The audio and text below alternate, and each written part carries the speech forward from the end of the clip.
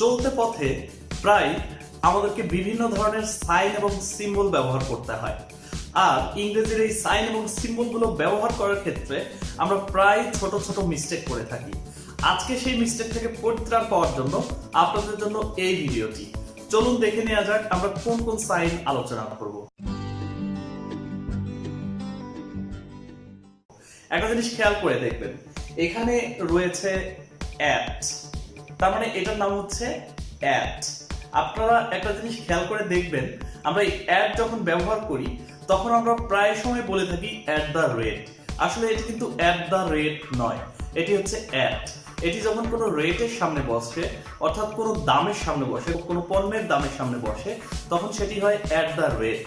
এটি যখন আমরা মেইল লেখার ক্ষেত্রে ব্যবহার করি তখন কিন্তু হয় @gmail.com, @yahoo.com, something like that. তো এর নাম হচ্ছে অ্যাট। আজকে থেকে আমরা আর কখনোই এটাকে অ্যাট দ্য রেট বলবো না, দিস ইজ অ্যাট। ওকে, পরের সিম্বলটি হচ্ছে হ্যাশ। এই জিনিসটিকে আমরা সবাই চিনি, এর নাম হচ্ছে হ্যাশ। আমরা বিভিন্ন সময় বিভিন্ন ধরনের ট্যাগ ব্যবহার করি, তার সামনে আমরা এই হ্যাশ এই সিম্বলটিকে লাগিয়ে দিই। আমরা হ্যাশ সিম্বলটিকে লাগালে হয়ে যায় হ্যাশট্যাগ। ওকে, খুব চমৎকার না বিষয়টি? তারপরে চলুন দেখে আসি আমরা কি ব্যবহার করতে চাচ্ছি। এবারে যেটি আছে এর নাম হলো বার।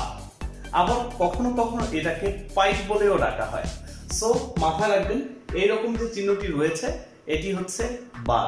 চলুন দেখি পরের যে সিম্বলটি রয়েছে সেটি। পরের সিম্বলটি আমরা যেটি দেখব সেটি হচ্ছে ড্যাশ। একটা জিনিস খেয়াল করে দেখবেন, আমরা অনেক সময় ব্যবহার করি ছোট, কখনো বড়, কখনো নিচে, কখনো মাঝখানে।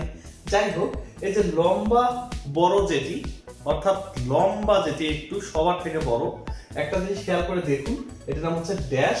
আর তার থেকে যেটা ছোট সেটার নাম হচ্ছে হাইফেন। অর্থাৎ ড্যাশের থেকে যেটি ছোট সেটি হলো হাইফেন, আর হাইফেনের থেকে যেটি বড় সেটি হলো ড্যাশ। ওকে, আচ্ছা, এই যে সিম্বলটি রয়েছে এই সিম্বলটির নাম হচ্ছে ক্লোন। আমরা এটি বিভিন্ন সময় ব্যবহার করে থাকি, বিভিন্ন জায়গায় ব্যবহার করে থাকি, বাট কখনো কখনো আমরা এর নামটাই ভুলে যাই যে এর নাম হচ্ছে ক্লোন। ফাইন, এবার চলুন দেখে নেওয়া যাক সেমিক্লোন। অর্থাৎ প্রথমে একটি ফোঁটা রয়েছে, তারপরে একটি কমা রয়েছে, এর নাম হলো সেমিক্লোন। ফাইন, আমরা সেমিক্লোন দেখে নিলাম। এবার চলুন দেখে নিই তার পরের যে সিম্বলটি রয়েছে। পরের সিম্বলটি হচ্ছে আন্ডারস্কোর। অর্থাৎ ড্যাশ এবং এই যে হাইফেন রয়েছে, ড্যাশ এবং হাইফেন সবসময় মাঝখানে বসে, আর আন্ডারস্কোর সবসময় নিচে বসে। আমরা অনেক ক্ষেত্রে মেইল ব্যবহার করার সময় বলি xyz_@yahoo.com, xyz_@gmail.com। এই যে সিম্বলগুলো আমরা ব্যবহার করি এটি হচ্ছে আন্ডারস্কোর, যেটি নিচের দিকে থাকে। ওকে, এবার আমরা যেটি দেখব সেটি হচ্ছে কোটেশন মার্ক। আমরা অনেক ক্ষেত্রেই দেখি বিভিন্ন বড় বড় মনীষী, লেখক, এদের লেখার এদের যে বিখ্যাত উক্তিগুলি রয়েছে সেই উক্তিগুলিকে সেন্টেন্সের সামনে দুটি এবং সেন্টেন্সের শেষে দুটি এরকম চিহ্ন আমরা দেখতে পাই। এই চিহ্নটার নাম হচ্ছে কোটেশন মার্ক। খেয়াল করবেন, এই চিহ্নটির নাম হলো কোটেশন মার্ক। ওকে, এবার চলুন দেখে আসি। এটিকে আমরা প্রায় সবাই চিনি। আমরা যখন বলি রহিমস পেন, মানে রহিমের কলম, এর শব্দটি বোঝাতেই কিন্তু আমরা অ্যাপোস্ট্রফি ব্যবহার করে থাকি।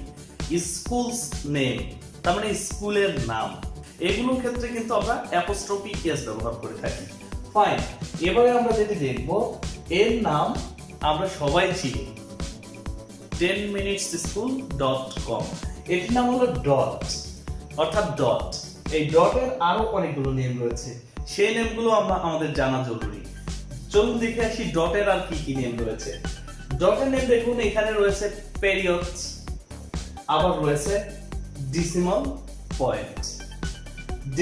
পয়েন্ট, পেরিয়ড বা ডট। ওকে, ফাইন, এবার চলুন আমরা পরের জিনিসটি দেখি। এটি হচ্ছে স্ল্যাশ। এর নাম কি? এর নাম হলো স্ল্যাশ। আমরা বিভিন্ন সময় স্ল্যাশ ব্যবহার করি, এরকম করে একটা টান দিই, তারপরে একটা শব্দ লিখি, এরকম করে স্ল্যাশ ব্যবহার করি। বিভিন্ন লেখালেখির ক্ষেত্রে আমরা স্ল্যাশ ব্যবহার করে থাকি। ওকে ফাইন, আমরা স্ল্যাশ দেখলাম। তার মানে এই দিক দিয়ে যখন আপনি টান দেবেন তখন হচ্ছে সেটি স্ল্যাশ, আর উল্টো দিক দিয়ে যখন আপনি টান দেবেন তখন হচ্ছে ব্যাক স্ল্যাশ।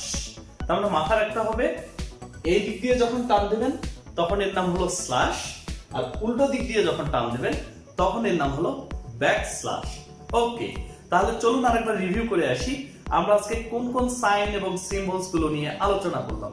প্রথমে আমরা দেখলাম অ্যাট, তার মানে আমরা আর এটাকে অ্যাট দ্য রেট বলবো না, এটি হচ্ছে অ্যাট।